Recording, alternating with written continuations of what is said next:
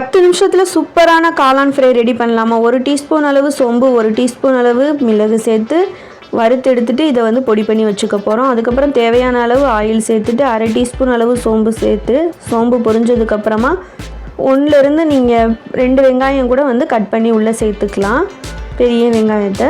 அதுக்கப்புறமா கருவேப்பிலை சேர்த்துட்டு 1/2 டீஸ்பூன் அளவு இஞ்சி பூண்டு விழுது மசாலா வந்து உள்ளே ஆட் பண்ண போகிறோம். 1 டீஸ்பூன் அளவு மிளகாய்த்தூள், 1 டீஸ்பூன் அளவு மல்லித்தூள், 1/4 டீஸ்பூன் அளவு மஞ்சள் தூள், தேவையான அளவு உப்பு சேர்த்து இதை ஃபஸ்ட்டு லைட்டாக எண்ணெயில் நல்லா வதக்குனதுக்கப்புறமா நம்ம நறுக்கி வச்சுருக்கிற காளான் வந்து உள்ளே சேர்த்துக்கலாம். இது 200 கிராம் அளவு காளான். காளானுக்கு வந்து நமக்கு தண்ணி சேர்க்கணுன்ற அவசியம் இல்லை. காளான் நமக்கு வேகும் போதே வந்து தண்ணி வந்து விட்டு வேகும். அதனால் நீங்கள் வந்து தண்ணியெலாம் தனியாக ஆட் பண்ண தேவையில்லை. இப்போ நம்ம அரைச்சி வச்சுருக்கிற பொடியை வந்து சேர்த்து ஒரு 2 நிமிஷம் வந்து லோ ஃப்ளேமில் வச்சிங்கன்னா சூப்பரான காளான் ஃப்ரை ரெடி ஆயிரும்.